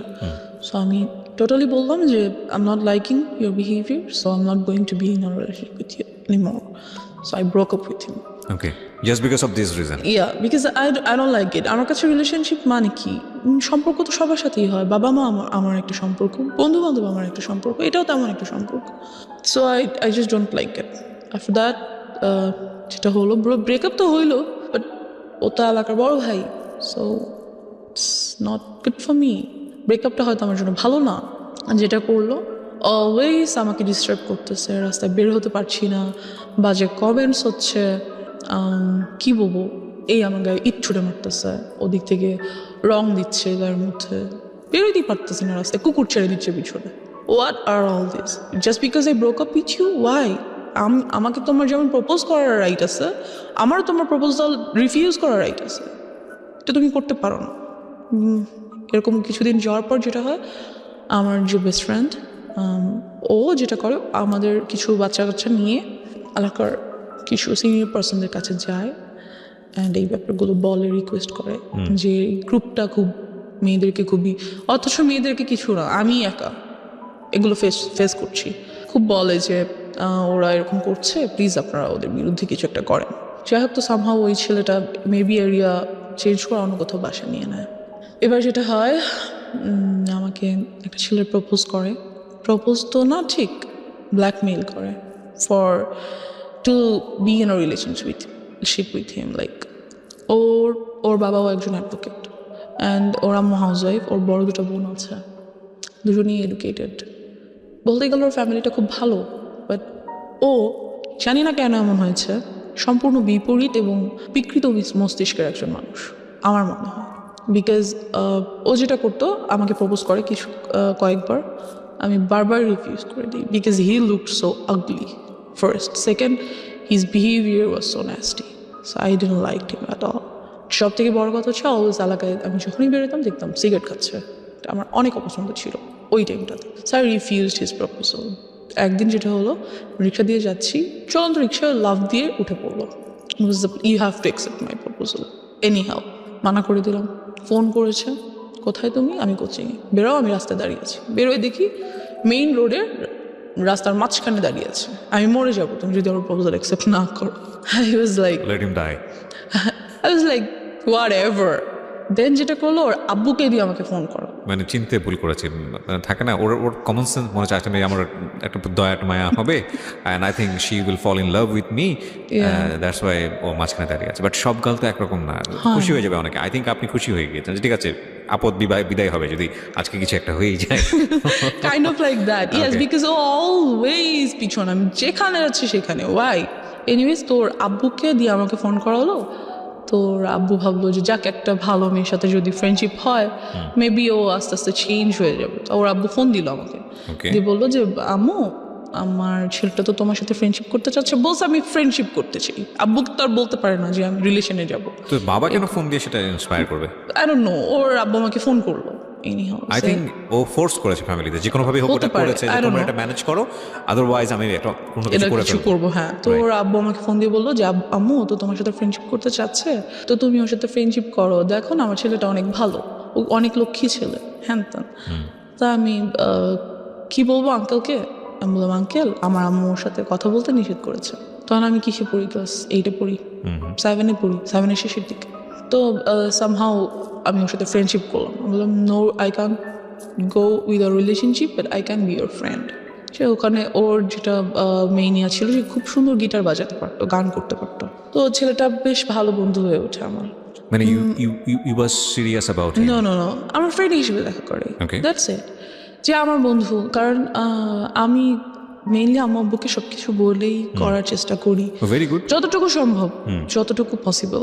বিকজ আম্মু আব্বু তো অলওয়েজ বিজি থাকে। যাই হোক, তো একদিন অফিস থেকে আসার সময় আম্মু আমাকে ফোন করে যে তুমি কোথায়? তো আমি তো কোচিংয়ে ছিলাম সন্ধ্যায়, সেখান থেকে গান বাজনা করতে যাবো এমন কিছু, বা আড্ডা দিতে যাবো। তো আমি আম্মুকে বলি, আম্মু আমি অমুক জায়গায় আছি, তুমি আসো। তো আম্মু আসার পর আমি সবার সাথে মিট করাই, নট ওর সাথেই দেখা করাতে হবে, সবার সাথেই দেখা করাবো, বন্ধু বান্ধব সবার সাথে। তো বাট আমি ওর সাথে পরিচয় করিয়ে দিই আম্মুকে স্পেশালভাবে। আম্মু, এটা আমার বন্ধু। তো ওর কাছে মনে হয় যে no, she is so serious about me. আম্মুর সাথে আমাকে পরিচয় করে দিছে, তার মানে তো শেষ আমি। অ্যান্ড ও এমন কোনো ছেলে ছিল না যে খুব কারো ব্যাপারে সিরিয়াস হয়ে যেতে পারে, এমন কেউ ছিল না। সো আমাকে ফোন দেয় পরের দিন সকাল, ফোন দিয়ে বলে দ্যাট আমি তোমার সাথে আর কোনো রিলেশনশিপ রাখবো না। তোমার আমার মধ্যে তো কোনো রিলেশনশিপ নাই, we are just friends, right? যে whatever, I'm ditching you, you're dumped by me, এমন কিছু। লাইক তুমি কি আমাকে ইনসাল্ট করার জন্য এটা বলছো? যেটাই ভাবো, তুমি আমাকে আর নেক্সট টাইম কল দিবা না, আমার সাথে কোনো কন্ট্যাক্ট করার ট্রাই করবা না, দ্যাটস ইট। আমার এত বিরক্ত লাগে যে why did I do? তুমি আমার জন্য পাগল ছিলা, রাস্তার মাঝখানে যে দাঁড়ায় থাকতাম, যদি রিলেশন করি, এখন হঠাৎ করে বলতেছো আমি তোমার সাথে কল না দিই। কি করছি আমি? আমার ফল্টসটা কোথায় আমি বুঝতেছি না। দেন হোয়াটএভার, আমি ওটা বাদ দিয়ে দিই। একদিন যেটা হয়, খবর আসে যে ওকে অ্যারেস্ট করে ফেলো অফিসে, because he was dealing drugs. Okay police arrest করে, এই অবস্থায় রেড হ্যান্ডেড ওকে অ্যারেস্ট করা হয়। সো কোন ক্লাসে ছিলেন আপনি তখন? আমি 8-এ পড়ি। ক্লাস 8-এ পড়েন। ও কোন ক্লাসে পড়ছিল? ও maybe intermediate or something like that. যাই হোক, তো আমি ওর আব্বুকে ফোন করি যে আঙ্কেল এরকম এরকম এটা হয়েছে, হ্যান ত্যান। তো আঙ্কেল বলে যে না, আমি যাব না। যাই হোক গিয়ে বলছি, আঙ্কেল আপনি আমাকে ফোন করে আপনি শেষ ধরে ফ্রেন্ডশিপ করতে বলছেন, ও এত ভালো ছিল, তা আজকে ওকে পুলিশ কেন নিল? নিচ্ছে যখন আমি আপনাকে জানাচ্ছি আপনি যেতে চাচ্ছেন না, এখন আমাকে কি করতে বলেন? আমি কি করবো? তোমার কিছু করতে, বাট ওর বন্ধুরা আমাকে বারবার ফোন করছে যাতে আমি 10,000 টাকা নিয়ে যাই। বুঝতে হবে আমি ক্লাস 8-এ পড়ি, আমার কাছে 10,000 টাকা কোত্থেকে আসবে? Right. It's not possible for me. ওই মুহূর্তে আমি যেটা করি, আমার কানে দুটো দুল ছিল গোল্ডের, আমি এগুলো সেল করে 9,000 something. Why you sell? Cause আপনি তো তখন অলরেডি ওর সাথে ব্রেকআপ তো বলে না, হ্যাঁ, মানে একটা আমি দূরত্ব কথা তৈরি বলবো না বা সামথিং ঝগড়া, আই ডোন্ট নো। আমার কাছে কেন যেন মনে হচ্ছিল যে আমার ওকে ওখান থেকে নিয়ে আসা উচিত। ওকে। আমার মনে হচ্ছিল যে মেবি এটা আমার করা উচিত কোনো কারণে, Okay. এটা আমি ফিল করছি। ওকে। যাই হোক, তো আমি সেল করি এটা, বাকি ওই টাকাটাই আমি ওর বন্ধুদেরকে দিয়ে দিই। তো ওকে নিয়ে আসে। দেন যেটা হয় যে ওর কাছে অনেকগুলো ড্রাগস প্রোডাক্টস ছিল, লাইক কিছু ট্যাবলেটস ছিল, pink, green, yellow, those are kind of ইয়াবা, আর কিছু আর বটল ছিল, ইনজেকশন মেডিসিনের যে বটল। কি পুলিশ পেয়েছে ওর কাছ থেকে? হ্যাঁ। নাকি ও আপনি পরবর্তী না ওর না কাছ না, থেকে ওগুলো দেখেছেন? ওগুলোর বাসায় ছিল। আচ্ছা। ওকে তো জামিন দিয়ে নিয়ে আসা হয়, বাসায় নিয়ে এসে। আপনি টাকা নিয়ে কোথায় যান? টাকা নিয়ে আমি কোথাও যাই না, ওর বন্ধুরা আমার বাসার সামনে থেকে এসে টাকাগুলো নিয়ে যায় ওকে। আর ওকে নিয়ে আসে। আচ্ছা, এটা পরবর্তী কাহিনী। মানে তার মানে আপনি নিশ্চিত ছিলেন না যে আসলে ওদেরকে পুলিশ ধরেছে কিনা? হ্যাঁ, আমি জানতো, আমি প্রত্যক্ষ দেখিনি ওকে, যে আসলে C this is another thing. মানে এমনও তো হতে পারে যে ওরা আপনার কাছ থেকে টাকা নেওয়ার জন্য সিস্টেম করেছে। বলেছে। হ্যাঁ, হতে Okay. পারে। জানি না কেন যেন আমার মনে হচ্ছিল যে আমার ওকে হেল্প করা উচিত, দ্যাটস ওয়াই আমি কাজটা করেছি। How did you sell your কানের দুল? কিভাবে সেল করলেন? আমার যে বেস্ট ফ্রেন্ডটা ছিল বললাম, হ্যাঁ, ওর কাছে ওকে sell- বলেছি যে এটা আমাকে সামাও, এটা আমার আজকে রাতের মধ্যে আমাকে সেল করে দিতেই হবে। ও আপনাকে সেল করে দিয়ে দিয়েছে? আমাকে সেল করে দিল। আমি জানি না ও কিভাবে কার কাছে সেল করছে, হতে মানে ও পারে। কখনো জিজ্ঞেস করেনি যে তুমি এটা কিছু জন্য সেল হ্যাঁ, করছো? জিজ্ঞেস করেছে। আমি বলছি যে don't ask anything, just I need to sell it, দাও। তো যেটা হয়, ওই ড্রাগস প্রোডাক্টসগুলো ওর বাসায় যেগুলো ছিল সেগুলো ওর একটা বন্ধু আমাকে এনে দেয়, যে ব্যাগ দেয় আর কি। পরে আমি খুলে দেখি এগুলো আছে। আমাকে ব্যাগে কি কিসের জন্য আপনাকে দেয়? আমার কাছে রাখার জন্য দেয় এবং বলে যে প্লিজ এগুলো তোমার কাছে কয়েকদিন রাখো, এই ব্যাগটা আমরা কিছুদিন পরে এসে নিয়ে যাবো। ও তখন কোথায়? ও তখন যেদিন আমি যখন টাকা দিচ্ছি তখন ওটা আমাকে দেয়, আচ্ছা। ব্যাগটা আমাকে দেয় রাখার জন্য। যে যদি পুলিশ ওদের বাসায় সার্চ করে তাহলে এগুলো পাবে, আর যদি ওদের বাসায় পায় তাহলে ওর বাবা মাকেও অ্যারেস্ট করা হবে। ওকে। ওর কাছে অল্প কিছু জিনিস পাওয়া গেছে, জন্য ওকে জামিন করা সম্ভব, বাট যদি এগুলো পায় তাহলে অনেক প্রবলেম হবে। সেটা হয় আমাকে দিয়ে যায়। তো ওর রাতে ওখান থেকে আমি কিছু জিনিস আমি রেখে দিই। কি মেন্টালিটিতে এটা করেছি, কেন ভালো লাগলো, আর অন্য কেন আপনি রাখলাম বুঝতেন যেগুলো ড্রাগ? না, আমি জানতাম না ওগুলো কি, বাট আমি রেখেছি। কেন রেখেছি আর আমার কাছে মনে হলো যে আমার রাখা দরকার, বা আমি রাখি। ইট ওয়াজ ইন আ ফ্লো, আমি রাখলাম জিনিসগুলো কোনো কারণে। তো রেখে দিলাম। রাখার পর ওরা কিছুদিন পরে সে ব্যাগটা নিয়ে গেল, কথাবার্তা বলি না। যাই হোক, তো এবার ড্রাগস কীভাবে নিলাম সেটাতে চলে আসি। ওগুলো আমার কাছে ছিল বেশ অনেক দিন, আমি ওগুলো রেখে দিয়েছিলাম, কিন্তু খুলিনি, ধরিনি, কিছুই না। যেটা হয় যে একদিন রাতে আম্মু আমাকে খুব বকা দিচ্ছিল, তখন আম্মু আমাকে একটা ছোট সেলফোন কিনে দেয়, ছোট্ট একটা, যাতে কোচিংয়ে গেলে বা কোথাও গেলে কথা বলা যায়।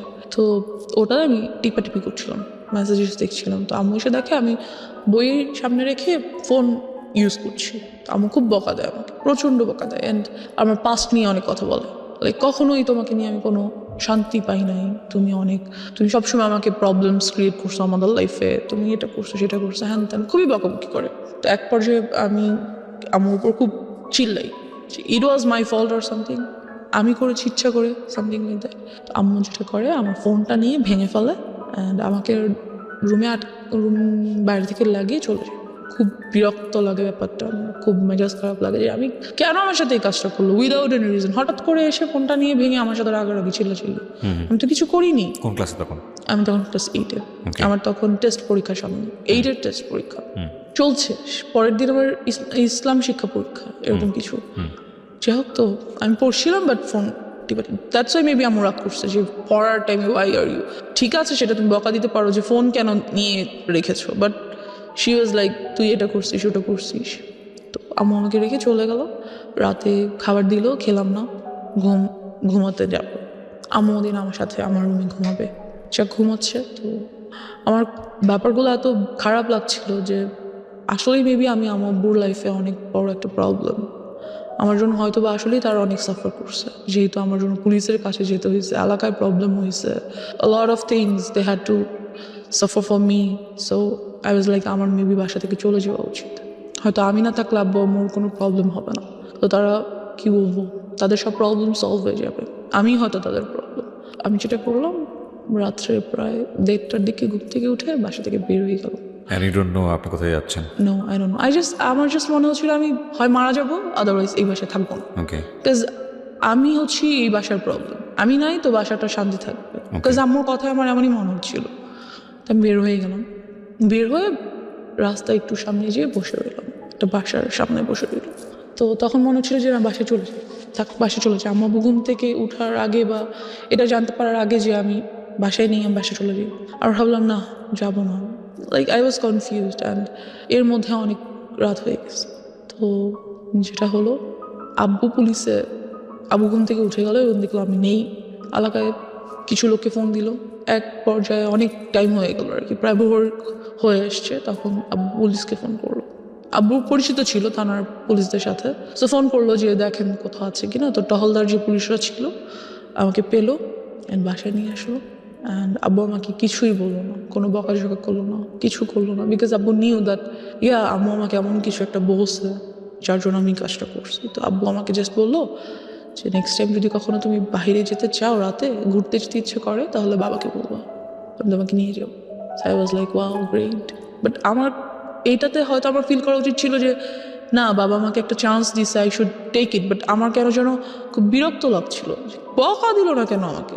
আমি রাতের বেলা বের হয়ে গেছি, আমাকে অবশ্যই বকা দেওয়া দরকার ছিল, দিল না কেন? কেমন যেন লাগছিল। এরপর থেকে যেটা হলো, আম্মুর সাথে আমার আর কোনো কমিউনিকেশন হচ্ছে না, কথাবার্তা হচ্ছে না। আর আমার খুব মাথা ব্যথা হতো, মনে হতো যে মাথা ব্যথায় মাথা ফেটে যাচ্ছে, এত মাথা ব্যথা হতো। যেটা হলো, আমি যাতে কোনোভাবে লাইক আর হ্যারাসড না হই, এই থটটা থেকে আমি অনেক বন্ধুদের সাথে, এমন ছেলেদের সাথে ফ্রেন্ডশিপ করেছিলাম যে যারা আমাকে মিস করতে পারে। করার কারণ হচ্ছে এটা যে ওরাই যখন আমার ফ্রেন্ড হবে, তখন ওরা আর আমাকে টিস করবে না বা আমাকে কোনো প্রবলেম করবে না। তো ওদের মধ্যে থেকে একজন আমাকে বললো কি যে তুই সিগারেট খা, সিগারেট খেলে যেটা হবে, মাথা ব্যথা করবে না। তো আমি সেই কাজটাই করলাম, সিগারেট খেলাম। অ্যান্ড ফিলিংসটা এমন ছিল যে হ্যাঁ, খুব মাথা ঘুরতেছে, কিন্তু একটু পরে আর মাথা ব্যথা করছে না। পৃথিবীর অন্যতম জঘন্য জিনিস, এবং এটা যারা খায় প্রথম আমি একটু বলে নিই, বিকজ এই ফ্যান্টাসিতে সবাই থাকি আমরা টিনেজ বয়সে। আমি যদি একটা টান দিইনি তা না, সে কারণেই বলছি। এর চেয়ে জঘন্য জিনিস আমার কাছে মনে হয় না। এটাতে মানুষ কেন নেশা, অন্যান্য ড্রাগসগুলোর ক্ষেত্রে কি হয় আমি জানি না, কোনো ফিল নিশ্চয়ই আসে, কিন্তু এটাতে তো কোনো ফিল আসার কোনো লজিকই আমি খুঁজে পাই না। একটা খুব কটু গন্ধযুক্ত একটা ধোঁয়া, এবং এটা মানুষ ভিতরে কেন যে নেয়, এবং নেয়ার পরে যে মুখের যে গন্ধ, এইগুলো এদের কাছাকাছি যাওয়া যায় না। আই এম সরি, মানে ইটস ভেরি এম্বারেসিং। এটা কোনোভাবেই মানে খাদ্যযুক্ত একটা জিনিস হইতে পারে না, কোনোভাবেই না। এই অখাদ্য এটা, এবং এত বেশি অখাদ্য, এটার ভিতরে মানুষ হুদাই অকারণে ব্রেন থেকে একটা ট্রমা, মানে এই পার্টিকুলার জিনিসের প্রতি মানুষ তৈরি করে যে না, এটা খাইলে এরকম একটা ফিল হয়, এটা খাইলে সিগারেট ছাড়া একটা কবিতা আসতেছে না, সিগারেট ছাড়া এটা হচ্ছে না, সিগারেট ছাড়া বাথরুম হচ্ছে না। ফালতু থিং, নাম্বার 1 ফালতু থিং, এত দুর্গন্ধযুক্ত জিনিস। জি বলেন। এনিওয়েজ, তো যেটা হয়, সিগারেট খাওয়া শুরু করে দিই আস্তে আস্তে। আর ওই পিরিয়ডটাতে আমার আর রাতে ঘুম আসে না। How do you smoke? Because আপনার তো ফ্যামিলিতে এটা জানানোর কোনো সুযোগ আমি নেই। ওই যে বললাম, ক্লাস বাসায় 8 যার পড়া অবস্থায় আপনি স্মোক করেন, রাইট? বাসায় যার যার রুম আলাদা, কেউ কারোর রুমে যাচ্ছে না। আর রাতে তো সবাই ঘুমিয়ে যাচ্ছে, আমি আমার রুমে আছি। Like so you locked your room? No, I never lock my room, because আম্মু মাঝে মাঝে আসে। বাট রুম সবাই ঘুমিয়ে গেলে কিন্তু কেউ হাঁটলে সাউন্ড পাওয়া যায়, আপনি বুঝতে পারেন যে কেউ আসলে আমি ফেলে দিই, ফ্যান ছেড়ে একটু স্প্রে করে দিই, দ্যাটস ইট। এটা আমাকে ওরা শিখিয়ে দিয়েছে, এরকম করলে কোনো স্মেল পাবে না। হ্যাঁ, চকলেট রাখা যায় সাথে, তা আব্বু বুঝে না। আর আসলে তারা আসেও না, যেহেতু আমার রাতে ঘুম আসে না, কোনোভাবেই আমার ঘুম আসে না। ঘুম আসলেই আমি আজেবাজে স্বপ্ন দেখি, চোখ বন্ধ করলেই আমি দেখি that someone is trying to do something with me, they are like holding me, আমাকে দুই দিক থেকে দুইজনে ধরে টেনে ছিঁড়ে ফেলতেছে। ভয়ানক সব স্বপ্ন দেখি, লাইক আমি ঘুমাতে পারি না, ঘুম আসলে ঘুম ভেঙে যাবে। আজেবাজে স্বপ্ন দেখে। তো আমি এরকম একদিন রাতে ঘুমাচ্ছি, এমন একটা স্বপ্ন দেখলাম। স্বপ্নটা দেখে আমার এত ভয় পেলাম, ঘুম থেকে উঠে আমি ওই যে জিনিসগুলো এনে রেখেছিলাম ছেলেটার ব্যাগ থেকে, সেখান থেকে একটা বটল নিয়ে ইয়াটা খোলার চেষ্টা করি, কিন্তু এটা খোলা যাচ্ছিল না, ক্যাপটা। তো বুঝতে পারি যে ওটা সিরিঞ্জের সুইটা ঢুকিয়ে টান দিয়ে খুলতে হবে। So I did this, but আমি ওটা বডিতে পুশ করি না, যেটা করি গ্লাসে, মানে নেই, একটা ছোটো গ্লাসের মধ্যে নিয়ে আমি ওটা খাই ওই দিন রাতে। যেটা হয় যে ওটা এতটা তিতা ছিল, আর খাওয়ার ঠিক 10 থেকে 15 মিনিটের মধ্যে আমি সেন্সলেস হয়ে যাওয়ার পর আব্বু আম্মু সামাও মেবি আমাকে রাতে দেখতে এসেছিলো যে ঘুমাচ্ছি কিনা, ঠিক আছে কিনা, একটু বাদে আর কি। আমি সেন্সলেস হয়ে যাওয়ার কিছুক্ষণ পর তো দেখে আমি মাটিতে শুয়ে আছি, ফ্লোরে। তো তারা এসে দেখে, আব্বু আমাকে ধরে সোজা করে দেখে আমার মুখ থেকে ফেনা বের হচ্ছে। দেখে আমাকে সাথে হসপিটাল নিয়ে যাওয়ার পর হোয়াট ওয়াজ ইট, কি ছিল? I don't know, maybe some drug product যেটা বডিতে নিতে হয়, অফকোর্স, যেহেতু ইনজেকশন ইয়াগুলোতে ছিল, বটলগুলোতে ছিল। সেটা আপনি খেয়ে ফেলেছেন? হ্যাঁ, সেটা আমি খেয়ে ফেলেছি। আমি বুঝতে পারিনি যে জিনিসটা আসলে যে কী ধরনের ড্রাগ প্রোডাক্ট, বুঝতে পারছিলাম না। যেটা হয় তো নিয়ে ওয়াশ করে বাসায় নিয়ে আসি, 2 দিন হসপিটাল থেকে বাসায় চলে আসি। এরপর থেকে আমি কেউ যেন আমার ভালো লাগে না, আমি রাতেও ঘুমাতে পারি না, দিনে আমার কিছুতেই শান্তি লাগছে না, কিছুতেই আমি থাকতে পারছি না। যেটা শুরু করি, সিগারেট তো খাই, সাথে ফ্রেন্ড সার্কেলরা আমাকে বিভিন্ন ধরনের মদ এনে দেয়, ওগুলো খাই, বাট তাহলে আমি ঘুমাতে পারি। যেটা ঘুমাতে পারি বলতে কি, মানে সেন্স থাকে না কোনো, ঘুমিয়ে যাই, সকালে উঠি, এই ঘুম বলা যায় না এটাকে আর কি। তো এভাবে করতে করতে এক পর্যায়ে যেটা হয়, আমার হেলথ খুব খারাপ হয়ে যেতে থাকে।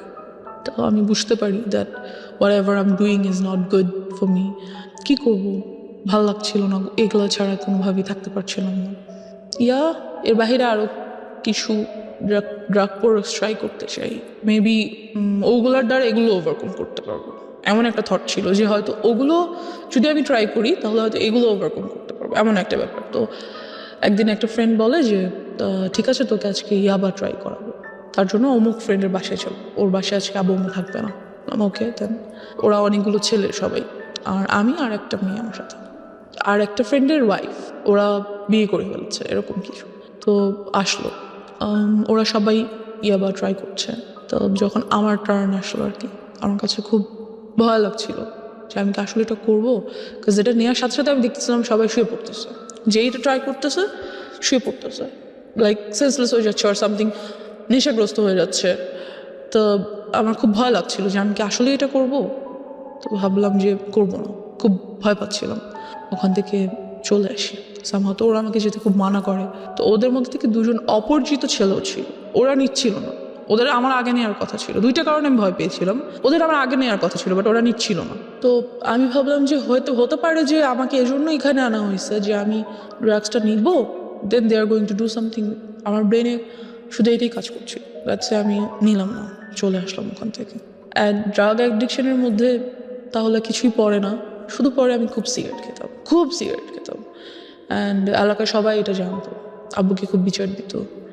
তো একদিন আব্বু আমাকে সরাসরি এসে ধরার জন্য রাতে ঘুমায় না, বিকজ পাশের বিল্ডিংয়ের লোকের আব্বুকে এটা বলতো, সিগারেট খায় আমরা দেখি, হ্যাঁ, ছাদে যেয়ে খায় বা বারান্দায় বসে খায় আমরা দেখি। তো একদিন রাতে আব্বু ঘুমায় না, আমি সিগারেট খাচ্ছি, এরই মধ্যে আব্বু রুমে এন্টার করে। আমি বুঝতে পারি না, বিকজ ফ্যান চলছিল, আমি খেয়াল করি না, শব্দ পাই না।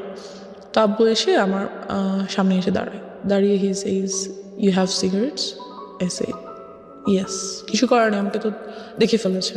দেন হি সেইজ, আমাকেও দাও, আমিও একটু খাবো। বাবা কখনো সিগারেট তো দূরের কথা, আব্বু চাও খায় না, কিছুই খায় না, কোনো ধরনের আউট ভাত বা নর্মাল খাবার ছাড়া আউট কোনো কিছু বাবা খায় না। হি সেইড, আমাকে একটু দাও, আমি খাবো। কেন খাও, কি ভালো লাগে, বকা দেয় না আমাকে কোনো। সো আব্বু ওদিন সারা রাত আমার সাথে অনেক গল্প করে, তার লাইফ সম্পর্কে অনেক কিছু বোঝায়। দেন যেটা হয় যে আমি বুঝতে পারি, বাট সিগারেট ছেড়ে দেওয়াটা তো ইজি না, and I couldn't do that. তো আমার যে বেস্ট ফ্রেন্ডের কথা বলছিলাম, সবই জানতো মোটামুটি। এক পর্যায়ে আমাকে প্রপোজ করে that yes, I like you so much and I think you must be my ও জানতো যে girlfriend." আপনার এই Yeah. আদ্যপান্ত সব জানতো। হ্যাঁ, ও সব কিছু জানতো, ও ছোটো থেকে আমার সাথে ছিল। অ্যান্ড আপনার এই ধরনের অ্যাক্টিভিটিসে আপনার পড়াশোনায় কোনো ক্ষতি হতো না? হ্যাঁ, অফকোর্স আমার রেজাল্ট অলওয়েজ খারাপ হতো, পড়াশোনায় মনোযোগ ছিল না, এরকম চিন্তা কিছু। করে দেখেন, একটা root cause basically sexual harassment, and ওই জায়গাটা থেকে একটা মেয়ের জীবনটাকে কিভাবে অন্যদিকে নিয়ে যাচ্ছে।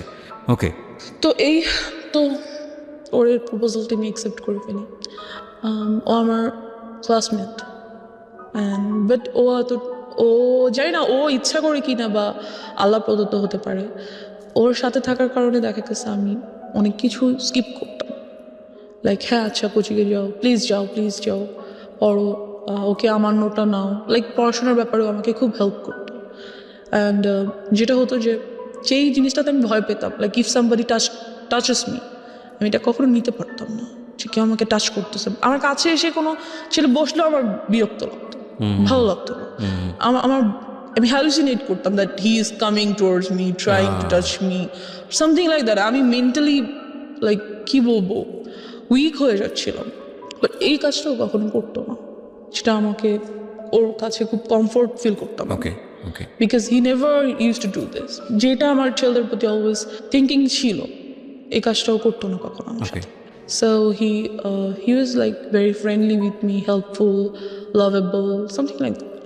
তো নোট করে দিত, আমার সব নোটও করে দিত, হোমওয়ার্ক করে দিত, লাইক ও আমাকে ইন্সপায়ার করতো সব কিছুতে, আমাকে বুঝায় বলতো। I use to cry with him that I had all this in my life. সাধারণত বেসিক্যালি দেখা যায় কি, যে কোনো ছেলে যদি রিলেশনশিপে যেতে চায়, তারা কখনোই এমন একটা মেয়ের সাথে রিলেশনশিপ করবে না যার লাইফে এই ধরনের হিস্ট্রি ছিল। I guess no. অ্যান্ড কোর্সটা তো গুড, অ্যাটলিস্ট ওরা একবার হলেও বলবে যে তুই এগুলো করে আসছিস। যখন একদম টেম্পার লুজ করে তখন এগুলো রেকর্ড হবে। আর ওকে অ্যাবিউজ করবে, আর ওকে ইউনো কি বলবো, একটু আন্ডার এস্টিমেট করবে। বাট যেটা ওর ক্ষেত্রে হতো, কখনোই এই কাজগুলো আমার সাথে করতো না। আর অলওয়েজ আমাকে খুব ইন্সপায়ার করতো that it's okay, you are going to overcome all this, it's fine. How your family treated you? Because বাবা জেনে গেল যে তুমি সিগারেট করছো, আমি তোমাকে তুমি করেই বলি, বিকজ তুমি আমার অনেক ছোটো হবা, এতক্ষণ পরে তুমি চলে এসছো। It's okay. সো তুমি সিগারেট নিচ্ছ এবং তোমার বাবা তোমার সাথে বিষয়গুলো শেয়ার করছে, তারও পার্সোনাল লাইফ শেয়ার করছে, তার মানে খুব ইন্টেলিজেন্টলি সেই জিনিসটাকে ডিল করছিল। এবং সে খুব ভালোভাবে বুঝতে পারছিল যে আমার মেয়েকে যদি আমি এখন খুব অতিরিক্ত শাসনের জায়গায় নিয়ে যাই, সে আরও বেশি খারাপ হয়ে যেতে পারে। সো খুব ইন্টেলিজেন্টলি সে ডিল করছিল। বাট এটা নিয়ে কি তোমার বাবা মার মধ্যে কোনো ধরনের কোনো ঝামেলা দেখতা? কোর্স তারা কি বলবো, তোমাকে নিয়ে ঝগড়া করা বা না তাহলে? আমার আব্বু আম্মু খুব কাম, আগেই তো বলেছি। তারা ঝগড়া করতো না, বাট টেন্সড থাকতো অফকোর্স। মাঝে মাঝে যদি আমি যেহেতু রাতে ঘুমাতে পারি না, স্টিল পারি না, আমি যদি উঠে তাদের রুমের কাছাকাছি যাই। তুমি রাতে ঘুমানো বলে আমার অনুষ্ঠানগুলো শুনেছো, that's why you are here. এটা আমি একটু জাস্ট খালি বলে দিলাম। ও কোনো অ্যান্ড্রয়েড ইউজ করে না এবং এটার পিছনে একটা রিজন আছে। রিজনটা কি বলো তো? রিজন হচ্ছে যেহেতু লাইফে অলরেডি এত কিছু হয়ে গেছে, অ্যান্ড্রয়েড ইউজ করা মানে বাবা মা চিন্তা করে অ্যান্ড্রয়েড ইউজ করলে অনেক কিছু, আর অ্যান্ড্রয়েড দিয়ে পাওয়া যায় না।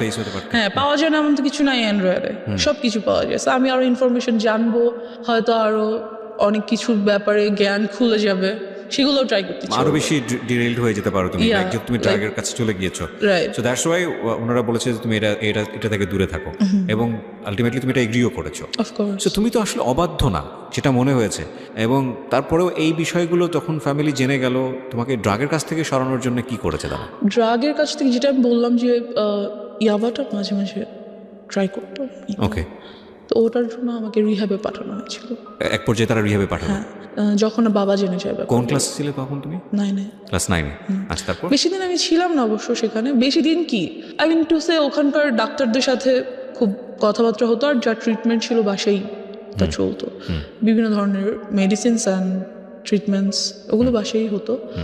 তারপর আস্তে আস্তে সেগুলো থেকে চলে যাই। অ্যান্ড আল্লাহর রহমতে আমি এখন কোনো কিছুই আর নিই না, nothing. I am totally out of it. এখন তো ফ্যামিলি সবকিছু জানে তোমার সম্পর্কে। হ্যাঁ, তো সবকিছু জানার পরে তারপরে সবকিছু বলতে জানে আর কি, মানে ডেফিনেটলি তুমি যেগুলো এখানে যেগুলো বলেছো সেগুলো থেকে আমার কাছে মনে হয়েছে যে অনেক কিছুই জানে। তো এরপরে তোমার প্রতি তাদের যে আচরণটা, সে আচরণটা কি তোমাকে কমফোর্ট দেয় ফ্যামিলি এনভায়রনমেন্টে? হ্যাঁ, of course comfort. They are a comfort zone for me, of course they are. Because আমার আব্বু খুব ইন্টেলিজেন্টলি সব কিছু হ্যান্ডেল করে। দে ফিলস যে হ্যাঁ আমার ওকে কন্ট্রোল করা দরকার, আর আমাকে ম্যানেজ করা দরকার, মেনটেন করা দরকার, বাট ওকে টর্চার করে না, মেন্টালিও না, ফিজিক্যালিও না, বিকজ দে নোজ অ্যাবাউট ইট।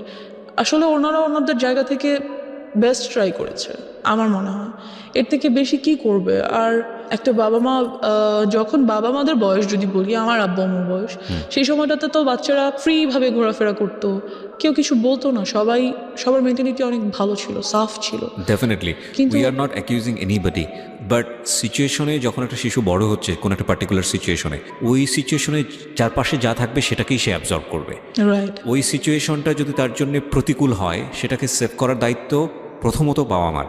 সমাজ তো অবশ্যই, পরিবার তো অবশ্যই, তাদের একটা ভূমিকা আছে, এবং সেই জায়গায় অনেক বড় বড় ল্যাক আছে আমাদের, বিশেষ করে নারী শিশুদের ক্ষেত্রে, নারীদের ক্ষেত্রে, এবং অফকোর্স শিশুদের ক্ষেত্রেই আমি বলবো।